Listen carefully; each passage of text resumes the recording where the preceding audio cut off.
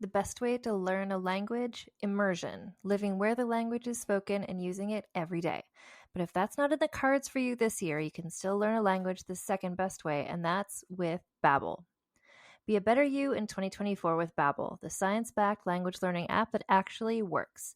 Don't pay hundreds of dollars for private tutors or waste hours on apps that don't really help you speak the language. Babbel's quick 10-minute lessons are handcrafted by over 200 language experts to help you start speaking a new language in as little as 3 weeks. Babbel's designed by real people for real conversations. Babbel's tips and tools are approachable, accessible, rooted in real-life situations, and delivered with conversation-based teaching so you're ready to practice what you've learned in the real world. For instance, I've been using Babbel's convenient courses to help me learn basic conversational skills in German while I'm getting ready for a little trip I'm planning. It's not a language I'd ever studied before, but I find the lessons really easy and kind of like hand-holding me through learning a completely new language to me. And it's reassuring to know that with the help of Babbel, I'll be able to greet people, order food, and ask for directions without having to consult language apps while I'm in Deutschland. I'm still learning. Studies from Yale, Michigan State University, and others continue to prove Babbel is better. One study found that using Babbel for 15 hours is equivalent to a full semester at college. Babbel has over 16 million subscriptions sold. Plus, all of Babbel's 14 award-winning language courses are backed by their 20-day money-back guarantee. Here's a special limited-time deal for our listeners. Right now, get up to 60% off your Babbel subscription, but only for our listeners at babbel.com/vulgar. Get up to 60% off at babbel.com/vulgar, spelled BABBEL.com/vulgar. Rules and restrictions may apply.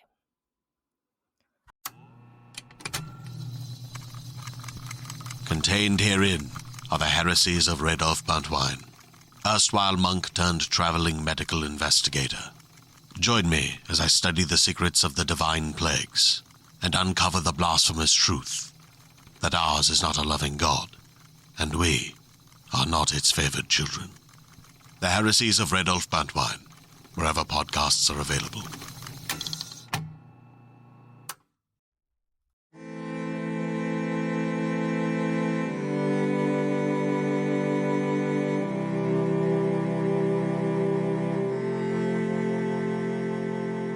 Hello and welcome to Vulgar History, a feminist women's history comedy podcast. I'm your host, Anne Foster. So we're back on the Internationale saga. This week we're going to be looking at the story of a woman from 18th century France, which I think you can know is going to mean me pronouncing some things in my effortlessly perfect French accent. I'm joined today for this episode by Maya Deane, who is the author of the book Wrath Goddess Sing, which just came out. So we talk about that in the episode as well. So Wrath Goddess Sing is a retelling of the Iliad. So drawing on ancient texts and modern archaeology to reveal the trans woman story hidden underneath the well-known myths of the Iliad, Wrath Goddess Sing weaves a compelling, pitilessly beautiful vision of Achilles' vanished world, perfect for fans of Song of Achilles and the Inheritance trilogy.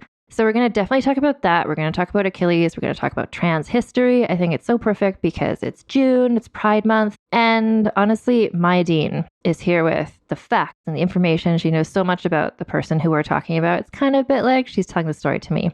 So I hope you enjoy this episode about the Chevalière d'Eon. I'm so excited today. I'm here with Maya Deane, author of, so at the time this podcast comes out, your book will have been out for a week, but we're recording it before it comes out. So can you just first of all, tell everybody about your book, please? Sure. Hi, I'm Maya Deane. My book, which will be out by the time you hear this, is Wrath Goddess Sing, which is a retelling of the life of Achilles from the Iliad as the trans woman that she was, which is a bold claim, but So Wrath Goddess Sing really explores alternate and submerged readings of familiar myths to give us Achilles as she might have been in the Bronze Age, in a world that was just on the brink of collapse, a world that was in many ways much nicer to live in than the world of the next 1,000 years. In large parts of the region, Mycenaean women had equal pay, apparently. So just from looking at the what's out there, your bio on your website and stuff, you've been into this mythology since a very young age, right? Lifelong, absolutely. I feel like, so for me I feel like you are for like the Trojan War and like Greek mythology as I am for like the women of Tudor history, which is just like from like a weirdly young age. It's just like, this is my thing. And here we go. Yeah. Yeah. So I'm excited for you, like that this book is coming out that is, you get to explore all this stuff. Oh gosh. Yeah. The Tudor period is so fascinating. You get so many big personalities. Well, no, exactly. And it's not about me. This is about you. But actually today we're talking. So you're joining me both because you have this book coming out and because I got the best email from your publicist saying like, Maya has this book coming out and here are some other things that she can talk about as well. And one of them was trans women of 18th century France. And I was like, literally, as I read that, I was like, I'm currently researching a trans woman from 18th century France. So like, this is the perfect opportunity. So today you're joining me and we're going to be talking about a woman whose name is, what we're going to call her, La Chevalière, which was kind of a title that she was given at one point. It's a French word. It means like knight, effectively, right? It's like, it's a role that she earned. So she was assigned male at birth, was a woman. And so the name, I'm just going to do my best with this extremely long French name. Her name was Charlotte Geneviève Louise Augusta Andrea Timothea Deon de Beaumont. She kind of carried around a lot of names. Yeah. She had, it's all of the names, which is why, I don't know, in history, like she's mostly like people refer to her when you look it up. It's like the Chevalière, like that is how she tends to be known. And I feel like in her life, that's kind of like what she went by, maybe. La Chevalière, yeah.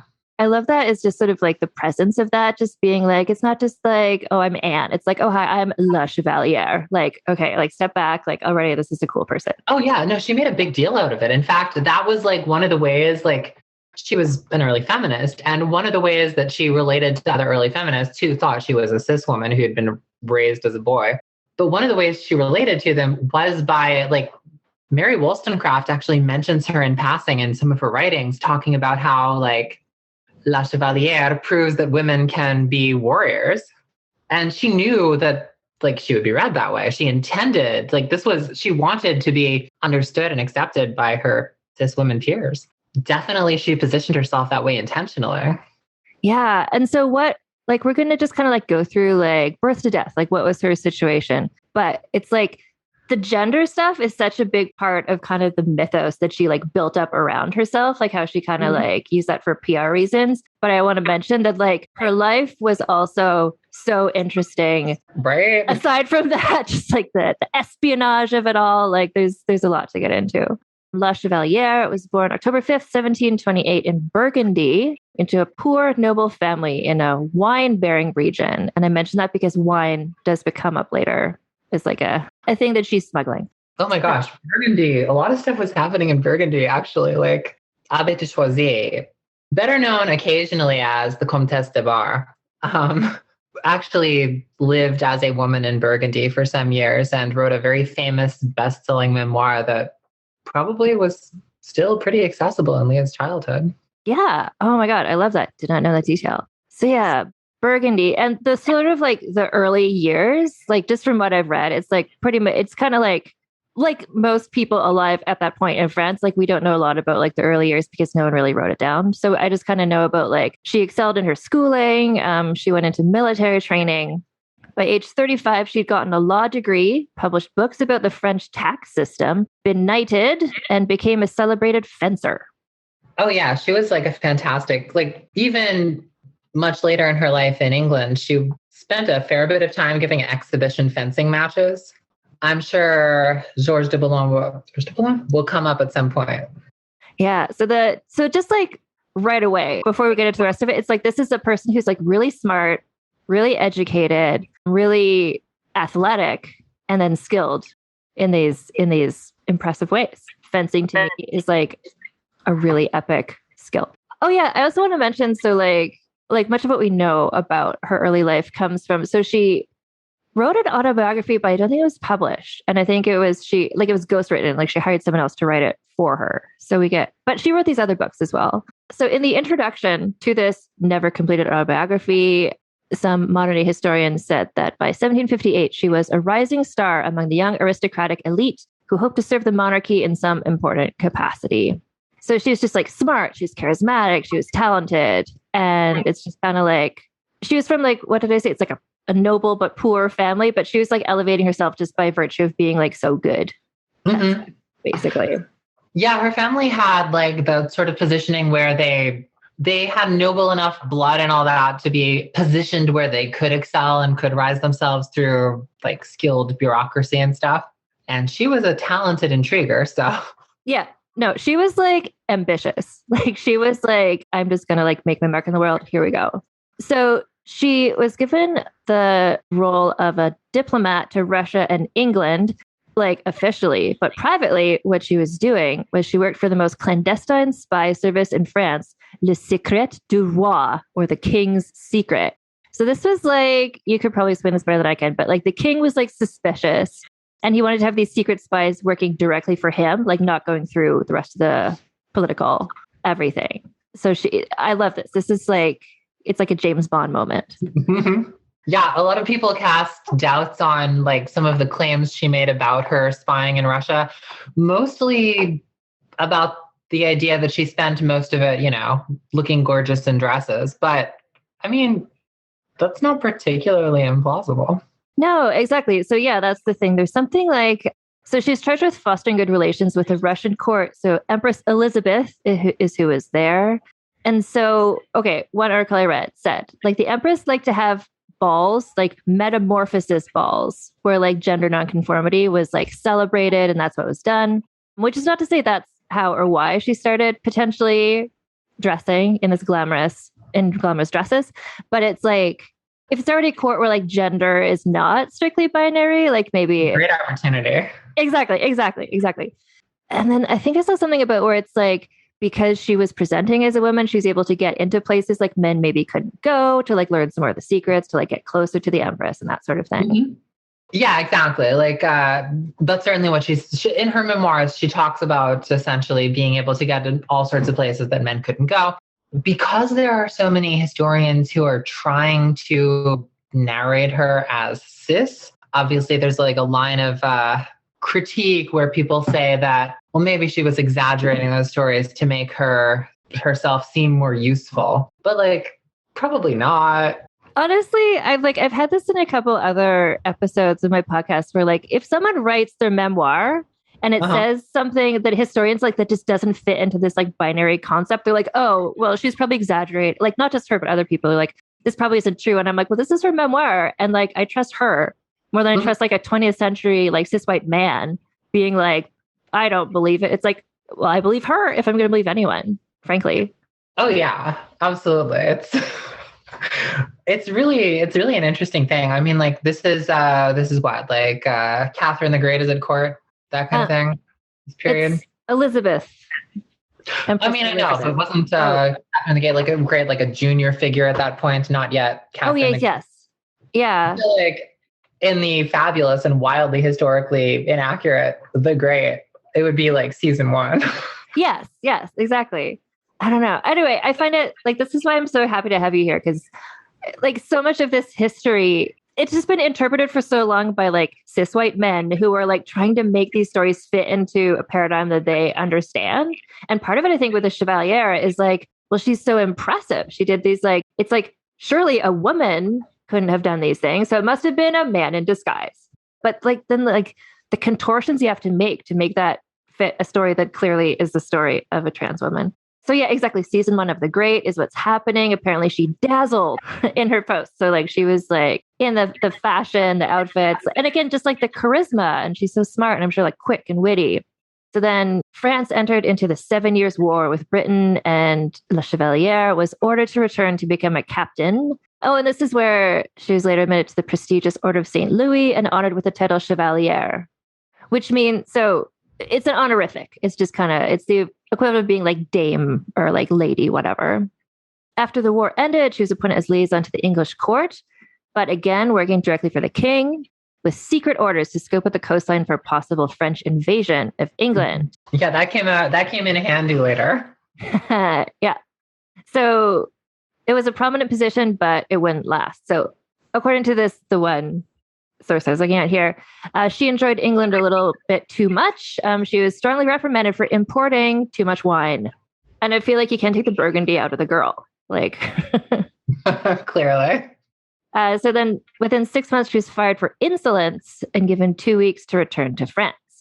So she knew that if and when she returned to France, she'd be sent to jail, to the Bastille. So she just decided to like not return. She's just like, what if I stay in England? So the king, which is Louis, God, I'm so bad at telling the Louis apart, 15th, furiously ordered her to be extradited to France, but the British foreign minister refused, declaring her she was free to stay in Britain as a private citizen.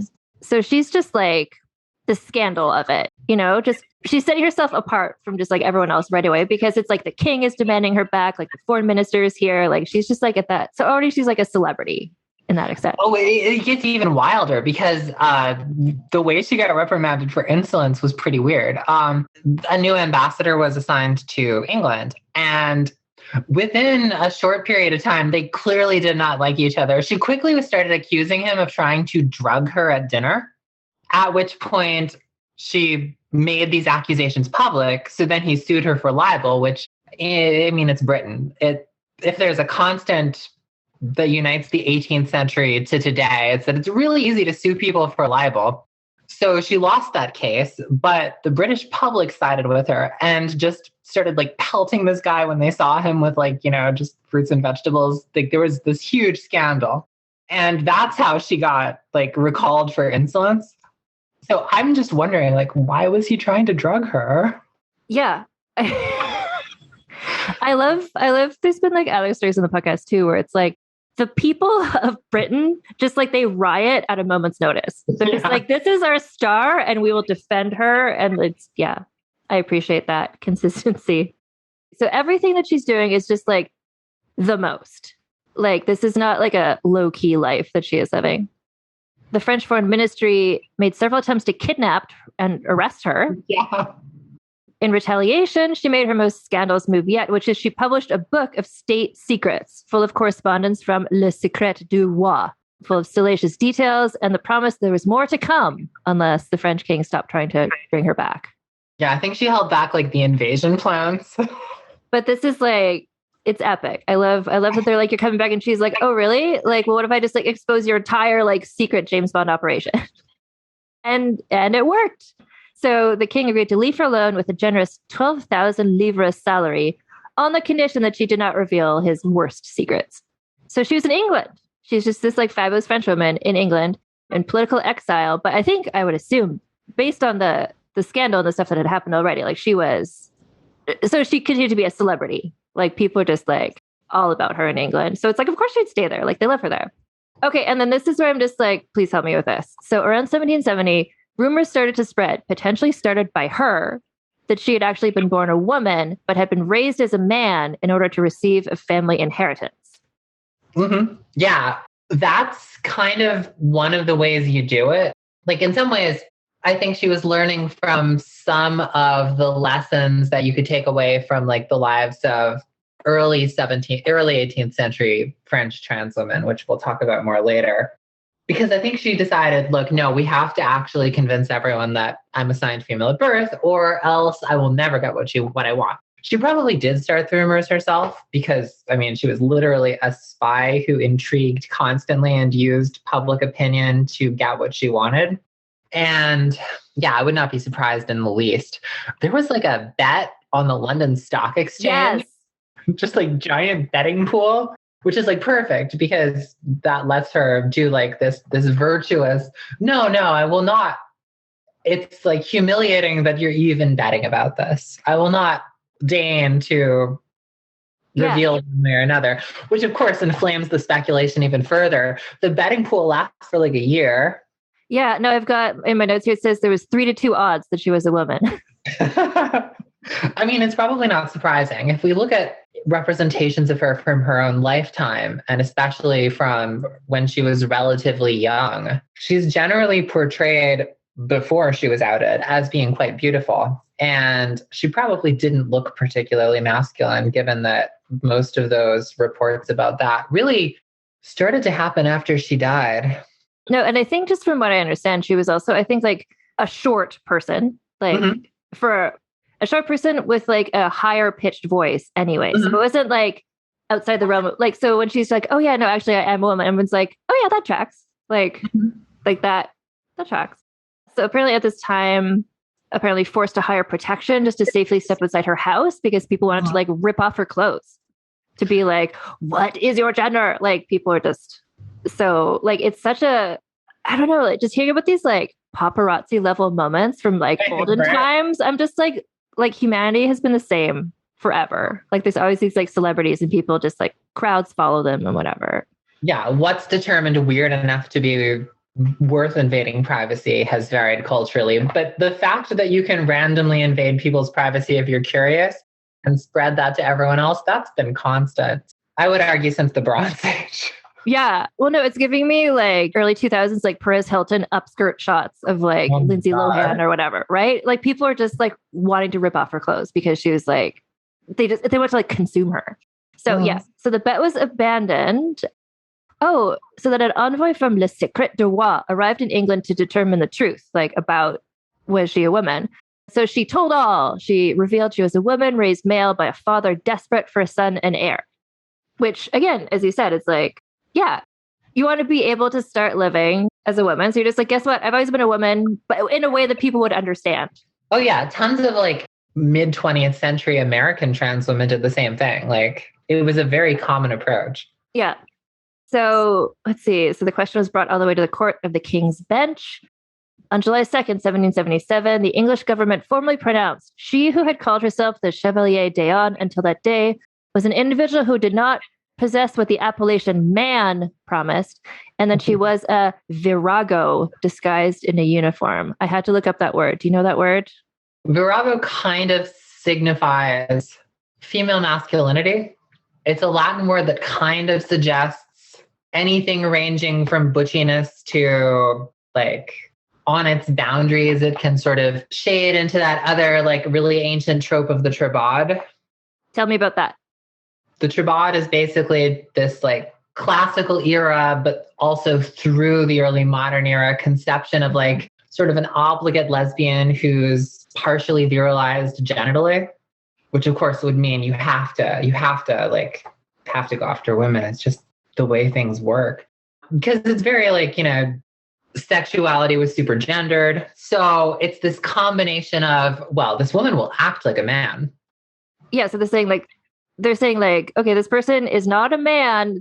She is a virago, which is basically like a mannish woman. Is kind of what they're saying. Yeah. But this is like, okay, so it's official. Like the English government formally pronounced that she's a woman.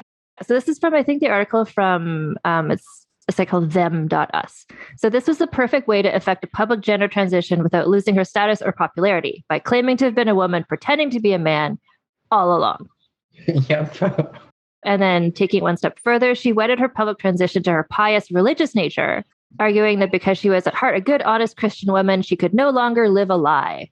And everyone's like, okay, fair enough. Well, I guess we can't allow you to be a man anymore. Yeah, exactly. And actually there were a bunch of little things which some people have interpreted as ambivalence because it's convenient, but which I think is better understood as protesting just the right amount.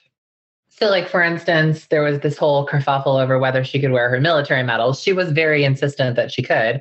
But then there was this bit where she was like, and am I to be forced to wear women's clothing all the time? Surely that's not progressive. Maybe you could fund it. And then the king pays for a wardrobe by Marie Antoinette's genius dressmaker. Oh my God. We're definitely going to get to that because, well, I'll just say right now. So like she went back. Okay. So she's officially declared a woman, age 49, just for the record.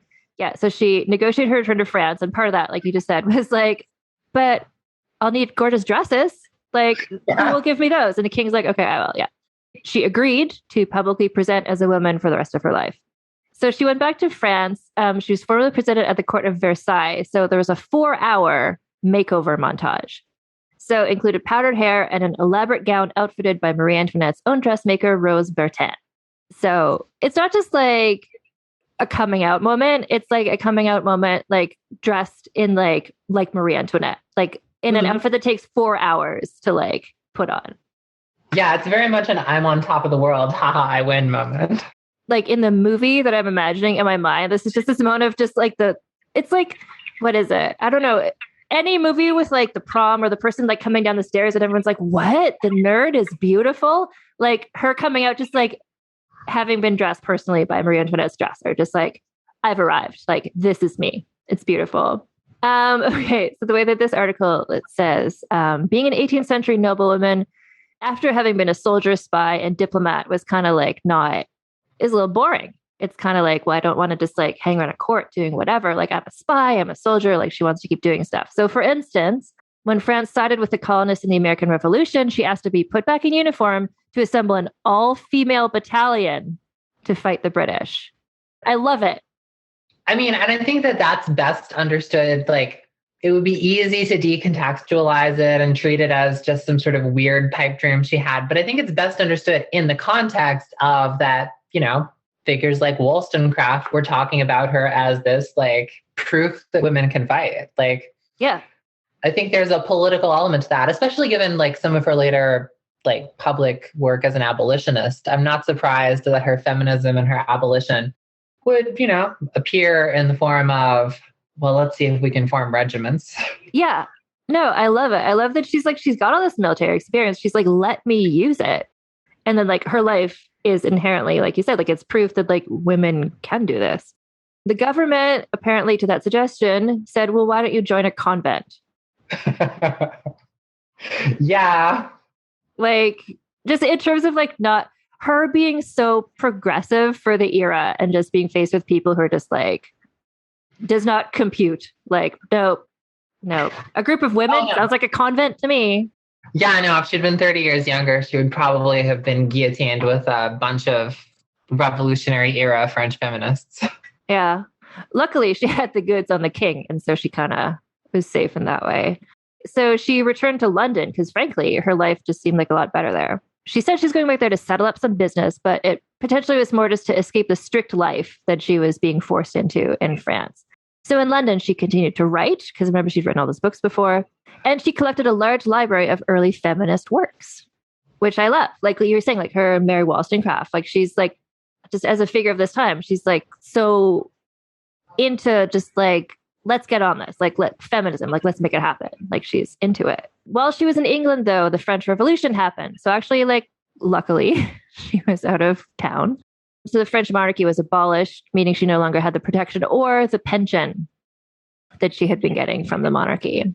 Or for people who don't think she was actually a woman and that she was doing this as some sort of 40 chess thing, any reason to live as a woman if she wasn't one.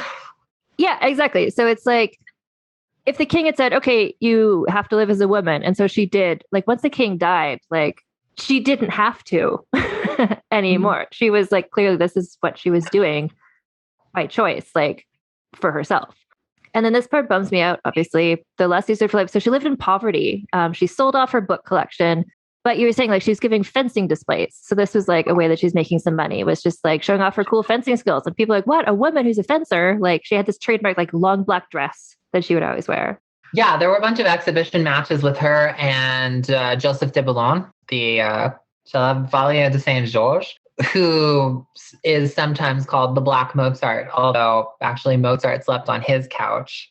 And they were famous for being abolitionists, pressuring the British government to do something about the slave trade. But second, they would do their exhibition matches together. So like there are these political cartoons of just, her and Joseph de Boulogne just dueling, but also punching the Prince Regent. So they were like, yeah, thank you for bringing that up as well. Cause I love the story of Joseph as well. I encountered it because the symphony here did a concert and I'm like, oh, who's this musician? I was like, oh my God, like, I love the music. I'm like, who's this person? I'm like, oh, and it's this guy, like, quote unquote, the black, but basically they just mean like, it's a black man who lived at the same time as Mozart, who had like a white wig on. So everyone's like, oh, the Black Mozart. Like, yeah, but he was actually like, he was amazing. And he was actually a big influence on Mozart. Yeah. But I love the image of this, like this black man, this trans woman, just like doing these fencing displays. And everyone's just like, yeah, we stand. Like, we love you. Like, Oh my God, it's these two. Like, so they're celebrities and really progressive, like abolitionists. Like, yeah, I love this moment. And this is like the early 1800s. So this is like, if we want to put it into like, this is like Bridgerton era, you know, it's like that's happening with like the marriage market and like whatever the Regency. And then like, at the same time, like they're doing these fencing displays. Like it's all happening all at the same time. So she's making these fancy displays because she needed money because she didn't have her pension for all of her military work and spy work. And then she lived the last few years of her life with a roommate who is another woman. I haven't seen anything. Actually, like, let's talk about that. So I haven't seen anything about the Chevalier having any romantic connections with anyone. Have you come upon anything about like her having a love life? Honestly, no, which makes her relatively unusual compared to some of the other famous French trans women who were somewhat famous for their love lives. No, as no one knows. I mean, it just doesn't seem to come up. Now, partially it could be that she was very disciplined about her own PR. So for all we know, she had secret affairs that just never saw the light of day. But certainly this was not something that was much talked about. Yeah. And I find that interesting in terms of how much the fact that people are just like trying to rip off her clothes. Like people are so interested in like every detail of her life, but there's never any sort of like scandal or rumors about her having affairs with anyone of any gender. Well, granted, people trying to rip your clothes off is a great reason to be paranoid about that kind of thing. You know, yeah. And I agree. And that's a real hint. Like maybe you want to keep your love life private if you don't want.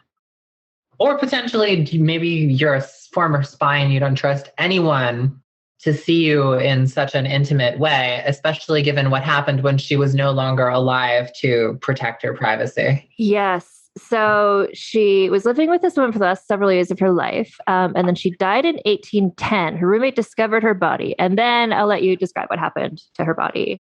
Then some physicians decided to examine her and they were like, oh, look, a penis. It's perfect in every way. At which point the scandal was worth a lot. There's actually like a drawing of her genitals in the British Museum because people were very curious. Her autopsy report also notes that, you know, just like, okay, also boobs, very curvy, but look, a penis. And that then led to her defenders, people who wanted to protect her reputation from the horrific charge of being a trans woman, which was a lot more scandalous in 1800 than in 1700 for reasons, to concoct various explanations as to why she was never really a trans woman and just had to disguise herself as a woman for decades and decades and decades and decades for other reasons. Yeah, no, it was like she lived openly as a woman for 33 years. Where it's like, haha, I'm a spy and I'm going to just like a woman.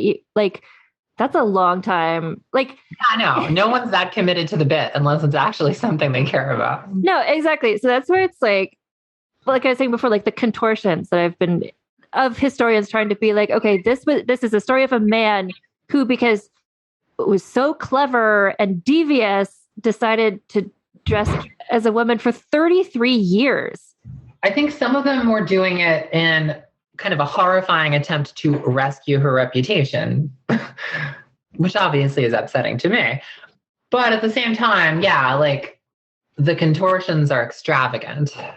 Well, it's just like if there's two options and one of them is like, you know, A to B, here's the thing. And the other one is just like, but what if you go from A to Z to this, to this, to this, to this, to this? It's like one of these is way more likely than the other one. Like the amount of work you have to go through to see her as anything other than a trans woman it just really speaks to how much people were committed. Well, like you said, like I was thinking it was like people just couldn't wrap their head around it. But what you're explaining and I see now is they wanted to like preserve or like, I don't know, make her save her legacy from the horrific charge.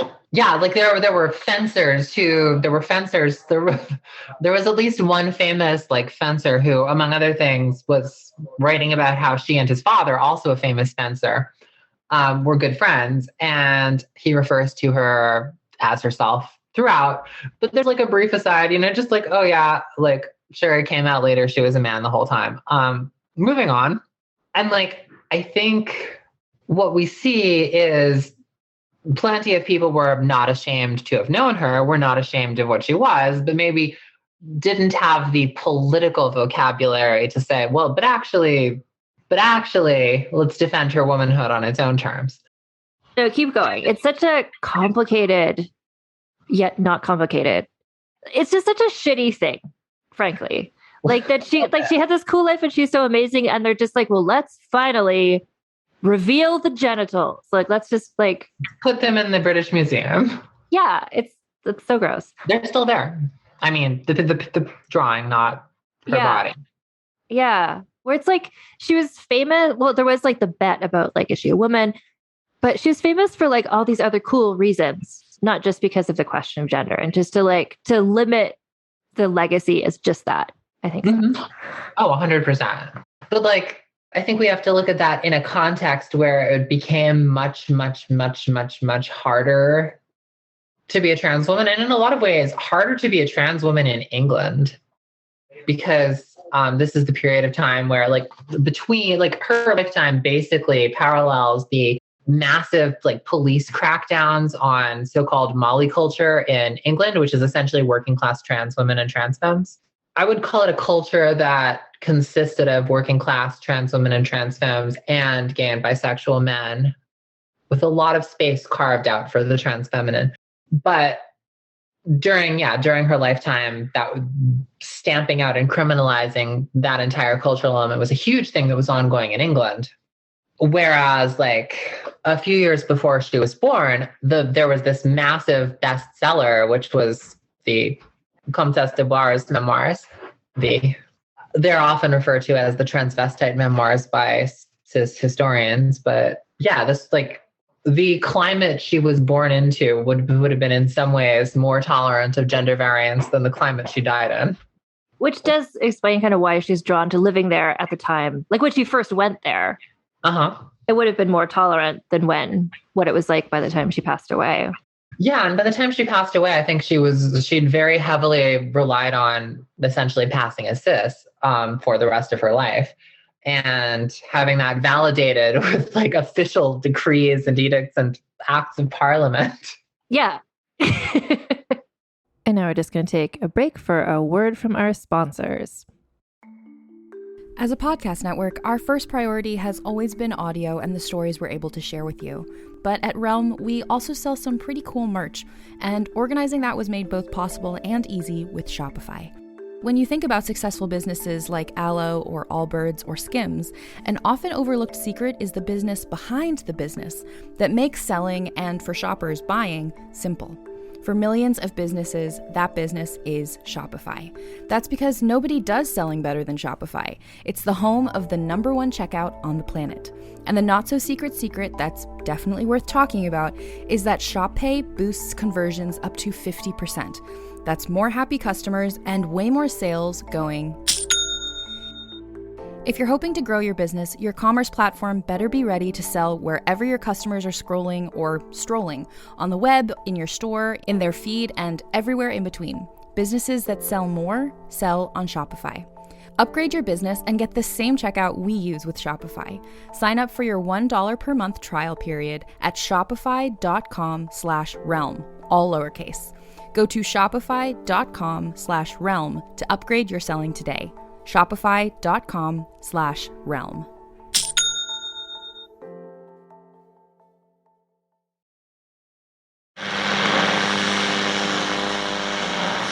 With your long-forgotten name, we call upon you. We call upon you. In the words of the unspeakable language, we call upon you. We call upon you. By the spilt blood of the wicked, who walk upon this world, sprouting the words of false idols, we call upon you. We call upon you. On the land of the dead harvest, that which brings the earth itself into your service, Yamal, we call upon you. We call upon you. We call upon you. We call upon you. Yamal calls upon you. The Sprouting, a Call of Cthulhu actual play podcast by Blighthouse Studio. Find us on your podcatcher of choice. People often look at me with confusion when I ask them what their only one in the room story is. They think it has to be like mine, where I went to a 600-person event and discovered that I was the only Black person there. I know. Horrifying, right? Hi, I'm Laura Cathcart-Robbins, and I am the host and creator of the podcast Only One in the Room. Every week, my co-host Scott Slaughter and I invite you to join us for an hour and lose yourself in someone's only one story. This podcast is for anyone who's ever felt alone in a room full of people, which is to say that this podcast is for everyone. And we're back. Which is just honestly, like, I can't, it's so major to just be like, not only like what's the proof that I'm a woman? It's like, well, like this act of parliament, like the French king has said. So you're like, okay, like, cool. That's like, what more proof do you need?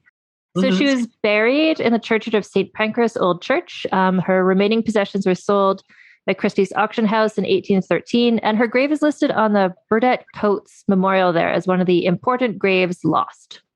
I don't know much about this, but the Beaumont Society is a longstanding organization for transgender people named after her. I don't know if you know anything about that organization. I don't, but basically not long after she died, like from the 19th century to the present, obviously, trans people, however we describe ourselves, I mean, the terminology has changed a lot, but we've been around forever, have looked to her as, you know, an example of someone who successfully got the King of France to declare her a woman. Like, and just as evidence that you can be like an incredibly talented trans woman.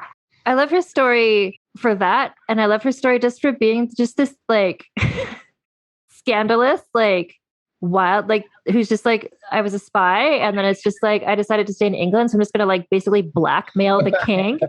Like the audacity with which she lived is great. It's like, it's such a good story. This is where it's like, it's all intrinsically connected with like her identity, like as a trans woman. But, and so, which is why it bothers me to see her legacy being reduced to being like, but what were the genitals? Where it's like, there's 10,000 other more interesting things to talk about. Alas, that seems to be the trans feminine condition in trans misogynist societies. I think this is where I first heard about her. So in 2012, the National Portrait Gallery in London purchased a portrait of her, which had been for a while, like no one knew who it was a portrait of. They're just like a portrait of a middle-aged woman. And then there was, oh no, this is a Chevalière. And then it was, but I think that's where there's a lot of press about the portrait being purchased, the identification of the portrait. So that's where I had first heard about it. And so now the portrait, I think itself, it's, I don't know. I love it. Like 2012 was a good period of time in terms of like the internet existing or whatever, where this portrait came out and there's a lot of articles, a lot of discussion about it. And that brought, I think, a new level of attention to her story, which is good. Well, I think that one of the things that contemporary representations of her show, and then we touched on this a little bit before, is just the extent to which people kind of redrew her when they knew she was a trans woman. Like, so especially portraits that are from before her death portray her extremely differently. She's just a younger middle-aged woman, an older middle-aged woman, sometimes in the scandalous years where they're speculating she's a very hot young woman, blah, blah, blah. And it's just really revealing that a relatively unremarkable portrait of her would go unlabeled for 200 years because it didn't look stereotypically mannish enough. I love that she was at a level, well, for anyone that doing this podcast, I love when there's actual portraits of people because there's so many women in history where there's not. But I love that she was at a level of fame and importance that she was. Portraits of her were done during her life. Mm-hmm. I don't know. So she has appeared as a character in some fictional works. This is the like legacy portion of it.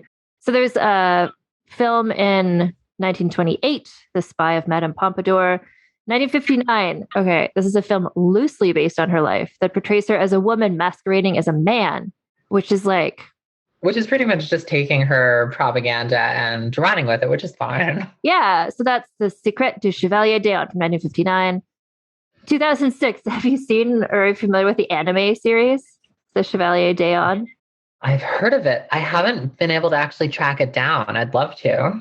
What I know of it is that it's some sort of like supernatural type thing where she like It's like the spirit of her dead sister lives in her body, and she like switches back and forth between a masculine person and a feminine person. So almost like a Sailor Moon transformation. So I love Sailor Moon, but yeah, Sailor transformation in kind of the worst possible way. I have not seen it, but that is what I've heard about it. And that's also, honestly, when you look up the Chevalier Dawn, like a lot of your search results are going to be about this anime series. I'm interested in this and I've not listened to it, but the Doctor Who audio series has an episode featuring her, which I think is interesting. And she appears as an unplayable character that gives out side quests in the video game Assassin's Creed Unity. That's not a surprise, but I'm not familiar with the portrayal. Unity is one of the few Assassin's Creeds I haven't played. I don't know. There's been a couple of people who've done the podcast where it's just when you're looking at like them in pop culture and it's like, and they're in Assassin's Creed. I'm like, should I play Assassin's Creed? All these people. Well, Assassin's Creed is filled with historical Easter eggs. Like, yeah.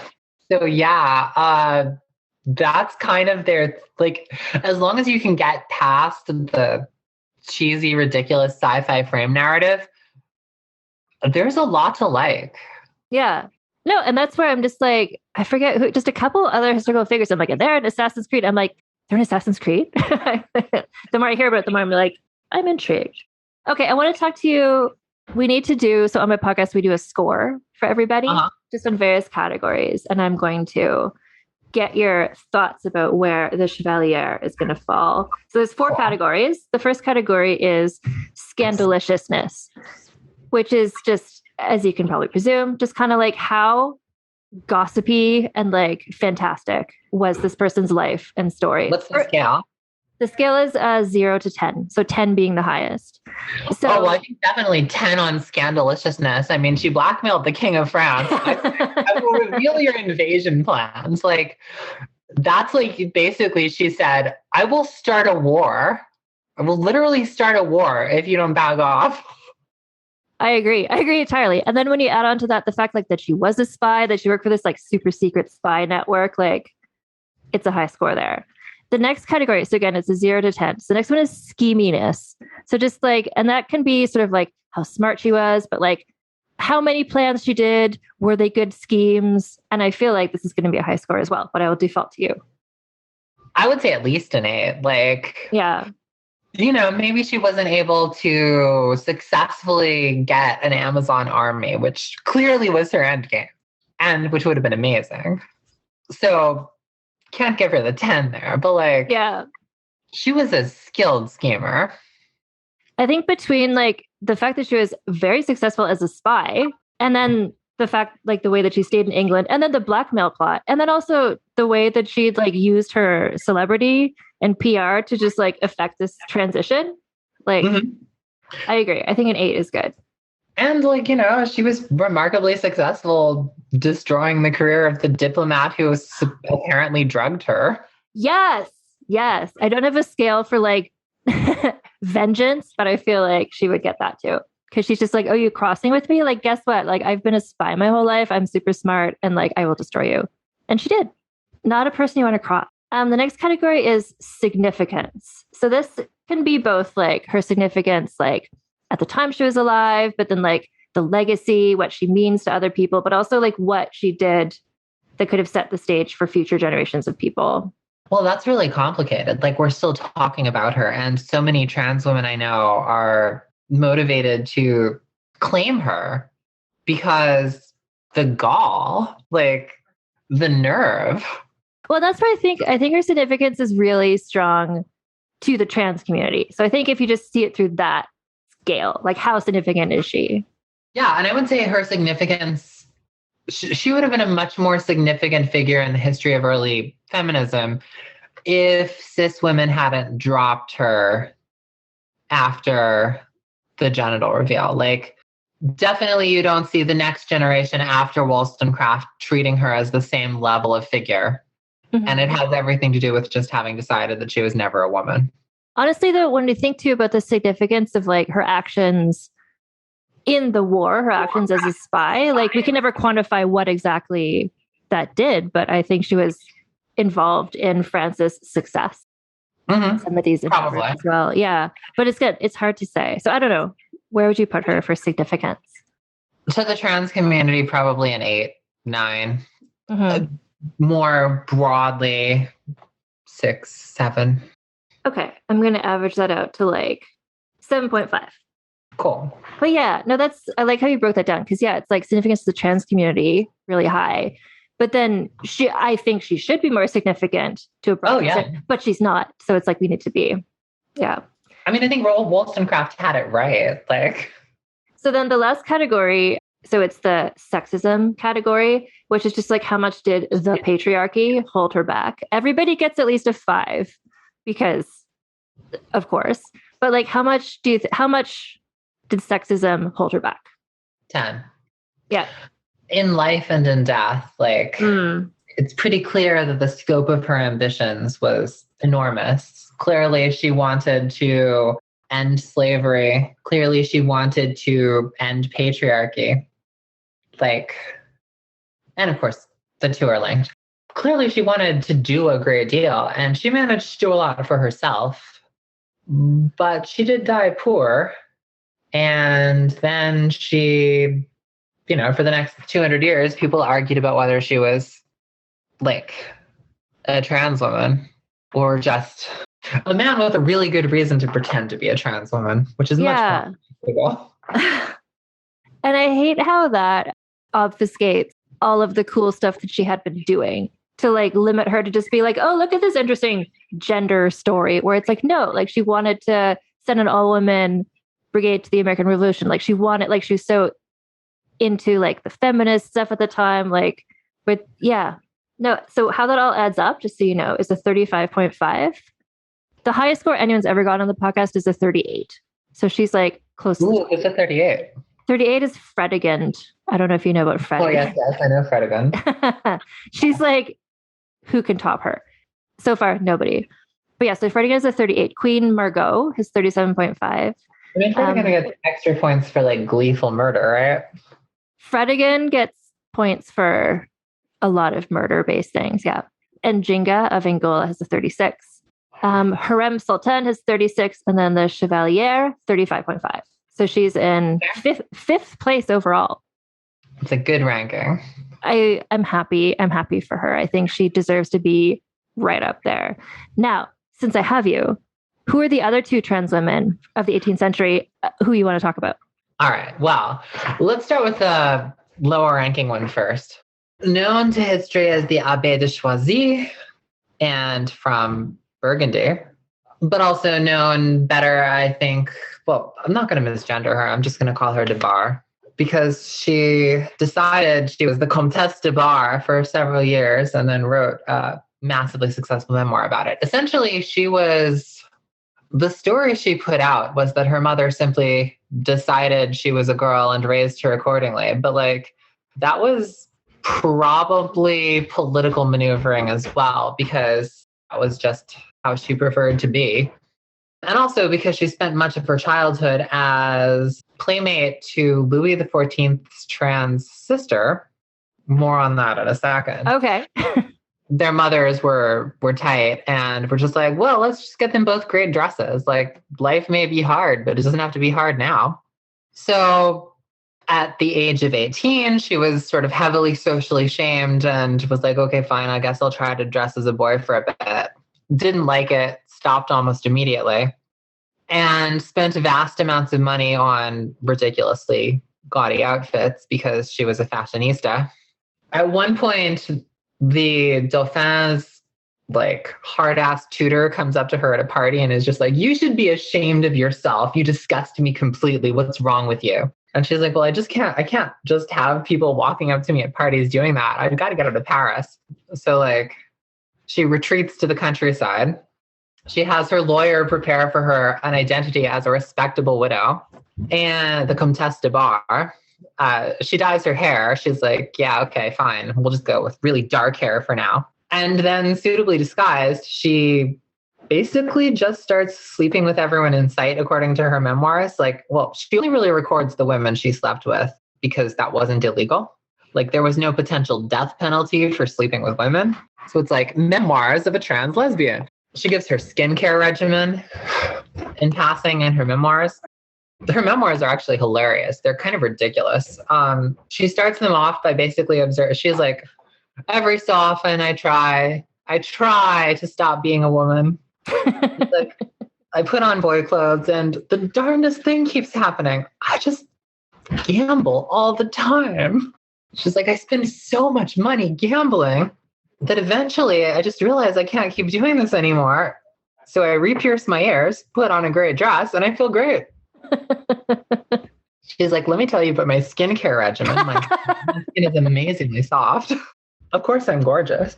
And her memoir just continues in this vein. Like, it's hilarious. And I love it. Like, incredibly arrogant.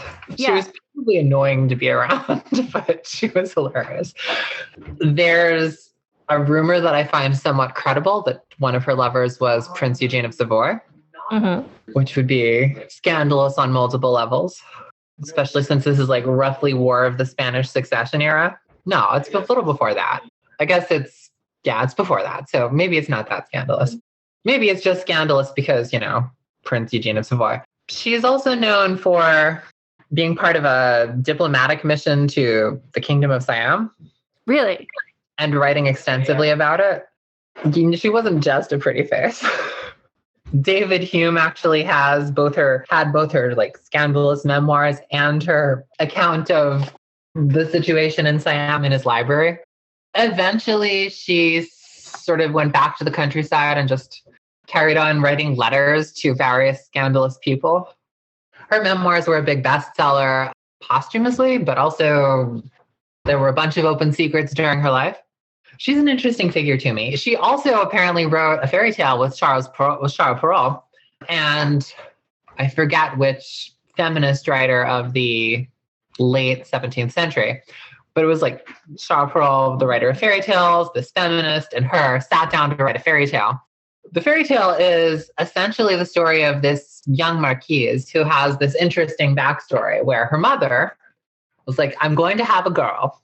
Then after her child was born, she was informed she had a boy. And she was like, no, girl. Fairy tale proceeds. The young girl was raised in extravagance. She had all these wonderful things. She had all the accomplishments you would expect. Pretty dresses too.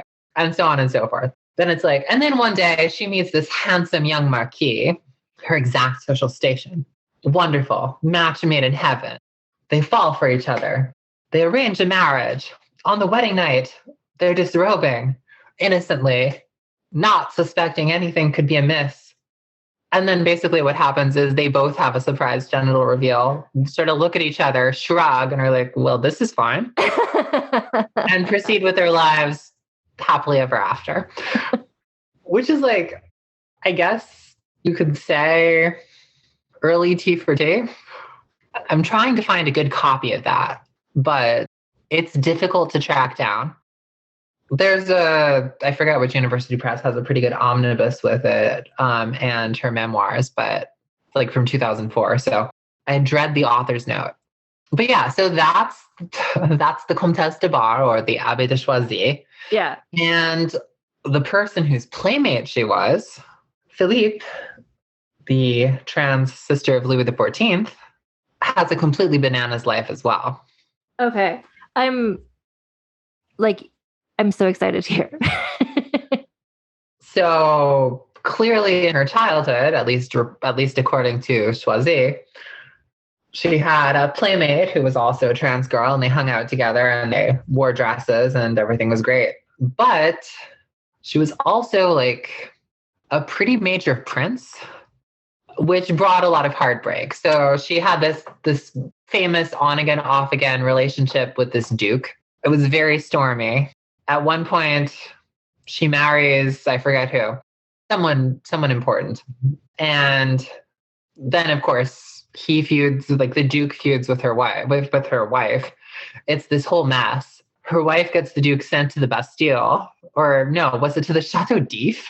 Mm-hmm. Yeah, her wife gets her boyfriend sent to the Chateau d'If. Then she has to go to her brother and be like, please let my boyfriend out of the Chateau d'If. Please let my boyfriend out of the Chateau d'If. She was apparently a very successful general, like terrifying field commander, and famously had a statue of Achilles created in the gardens of Versailles. It's Achilles on Skyros. So it's like Achilles in a beautiful dress looking like the woman warrior she was. Apparently very significant to Philippe because that was her contribution to the gardens at Versailles, which I find pretty interesting. It's like, oh, okay. She definitely related to this particular version of Achilles who's interpreted as a trans feminine person. When she died, her friends were like, oh, she was the silliest woman who ever lived. Like, basically, that was her obituary. Her life was probably pretty sad, but like also very privileged with stormy boyfriends and wives who sent those stormy boyfriends to the Chateau d'If. Since you brought up the statue of Achilles, I feel like it's a natural progression to wrap things back around to your version of Achilles in your book, which everybody should buy and read. I agree. Buy Wrath Goddess Sing. Read Wrath Goddess Sing. You'll get to meet Achilles. So I know like the vague outlines of the story of Achilles, but I'm not familiar with the part you just said about what the statue is made of, like the Achilles, like this Achilles dress. Like what's that story? So one of the parts of the Achilles mythos is, and this is in a bunch of different classical sources, and also represented on art from the classical period. Probably it reflects a pretty old tradition. It's not referenced in the Iliad, but it appears on art pretty early, where Achilles lived for years before the Trojan War as a woman named Pyrrha on the island of Skyros, and had a relationship with the princess of Skyros, Deidamia. So Achilles was a trans lesbian. And that episode was super popular in art, literally from the classical period to the 19th century when it kind of stopped, because all of a sudden people needed a little more consistency in their gendered representations of Achilles. But yeah, frequently, like a surprisingly often amount of the time, Achilles is portrayed as a woman. Mm-hmm. We see this in the Renaissance. We see this in the Middle Ages. We see this in the classical period. Achilles was often portrayed by women on stage. Shakespeare kind of riffs on that when he makes his Achilles very feminine. It's just a really long-standing tradition. There's a Roman epic, unfinished epic called the Achilleid, which by Statius, which I detest, which is one of the more elaborated forms of that story. Statius just decides to take the narrative and go as transmisogynist as he can in order to, I guess, make Achilles like the kind of man the Romans could relate to.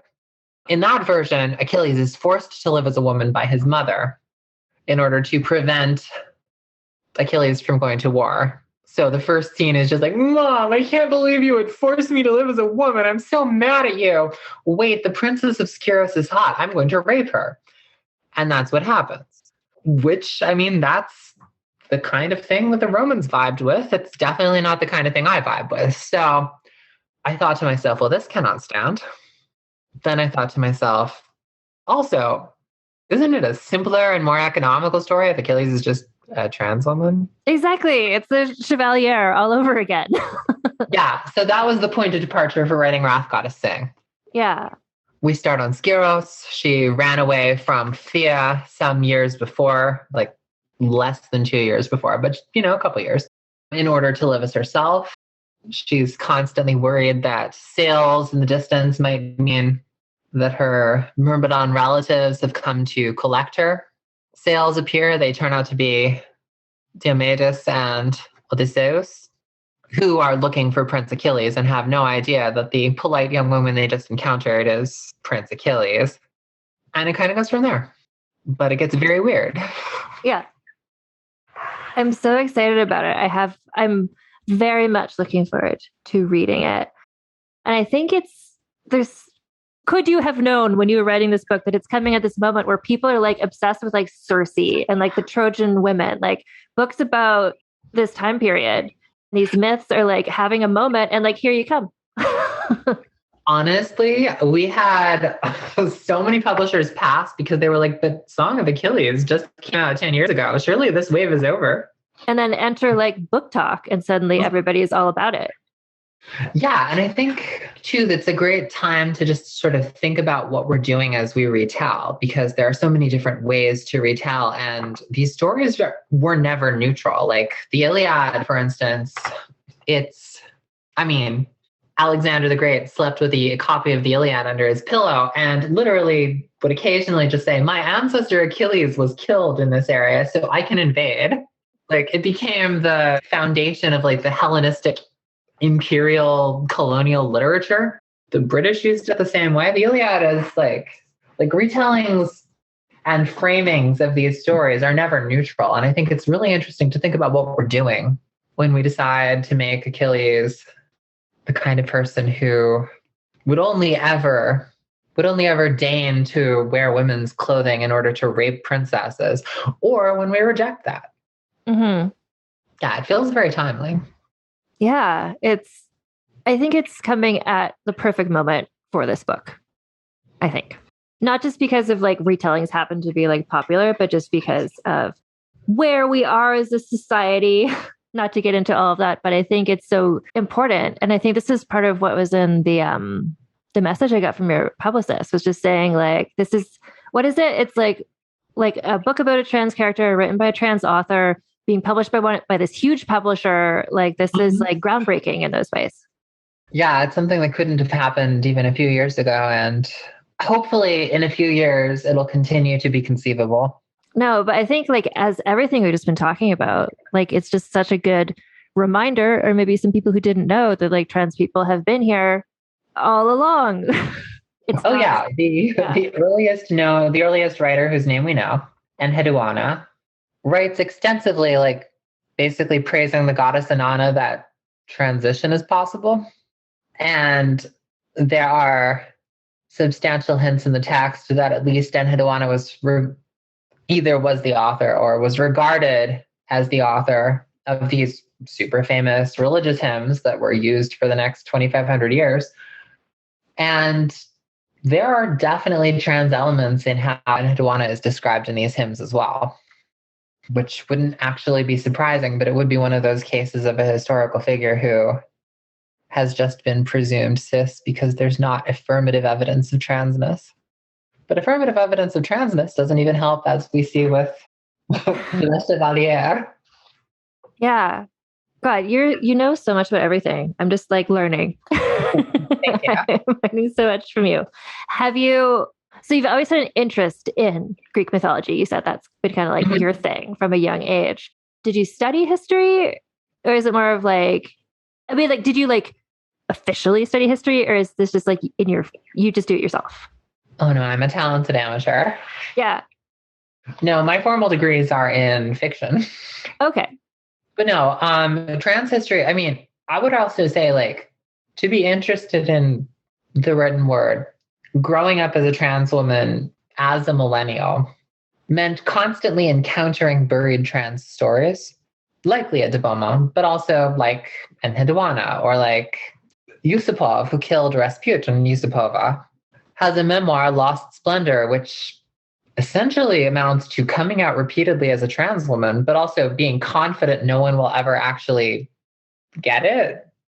So like at one point, the assassin of Rasputin just spends chapters talking about how gorgeous she was in her dresses as she lived for years as a woman in her brother's house before there was a giant scandal that caused her family to find out.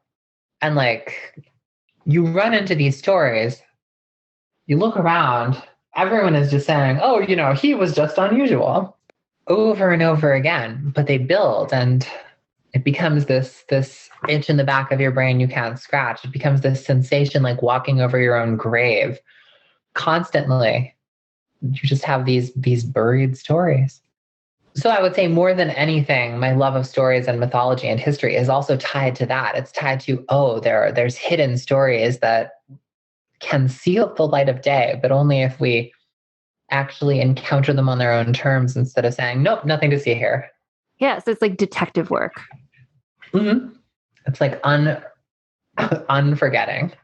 Yeah, it's like brushing away all these like convoluted explanations that don't actually make any sense to be like, oh, but the obvious thing is like, oh, this is a trans woman.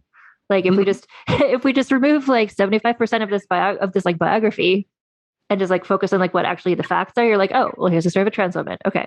Like, yeah. So it's just like just weeding through all that stuff. Yeah. In a way, it's like a demystification.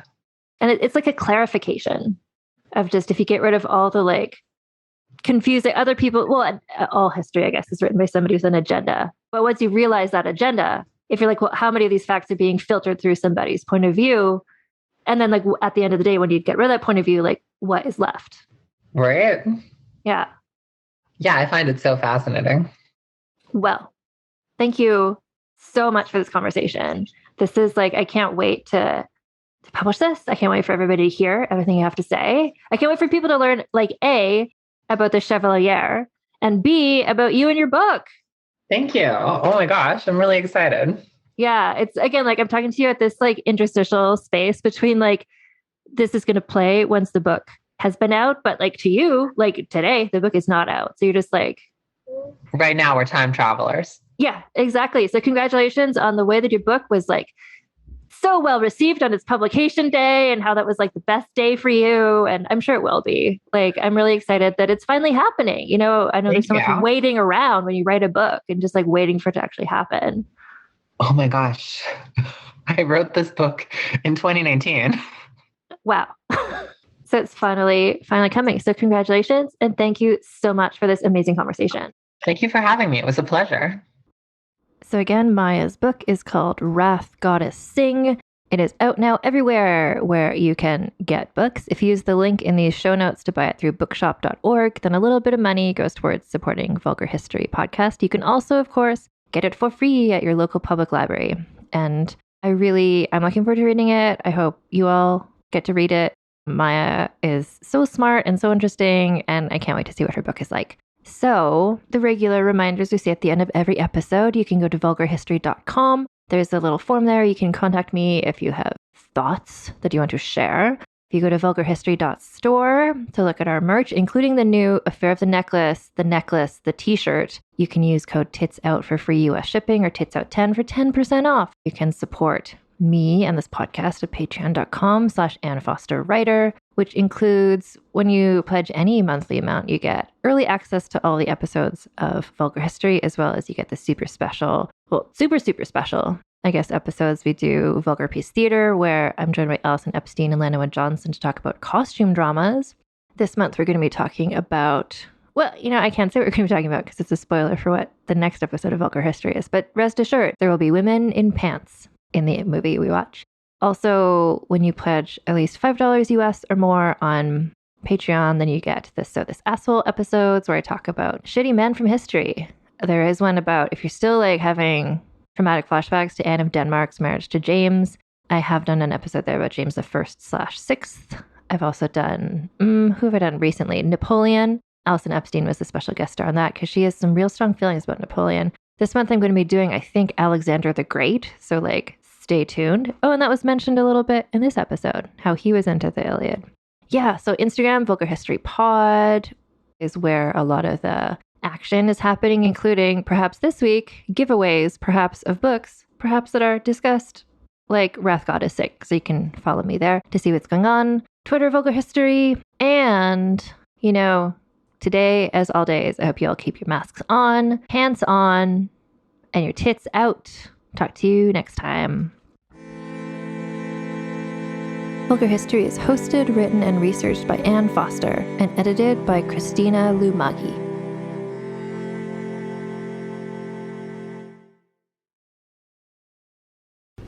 Talmor, Sheshin Marachi. Talmor is my home. My family have worked the land for generations. My gran says the island does not belong to us, but we belong to the island. And we must be ready, for a great evil is coming, and death follows with it. Listen and subscribe to the latest season of Undertow, The Harrowing, a Storyglass production presented by Realm, available wherever you get your podcasts. Hi, I'm Jennifer, a founder of the Go Kid Go network. At Go Kid Go, putting kids first is at the heart of every show that we produce. That's why we're so excited to introduce a brand new show to our network called The Search for the Silver Lining, a fantasy adventure series about a spirited young girl named Isla who time travels to the mythical land of Camelot. Look for The Search for the Silver Lining on Spotify, Apple, or wherever you get your podcasts. I'm Brennan Storr. I'm Paul Bestall. We're the Ghost Story Guys. And every 2 weeks, we explore first-person stories of encounters with the paranormal from all around the world. Then we have some fun reacting to those stories. We like to say our goal is to scare the hell out of you, then make you laugh. Belief in the paranormal is not required.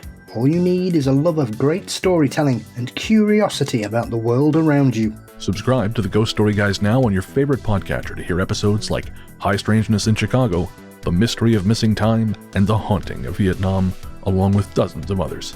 We've talked about mythical bridges, doppelgangers, haunted seaside towns, and so much more. Remember that story about the guy who was trapped inside a dream and something was hunting him?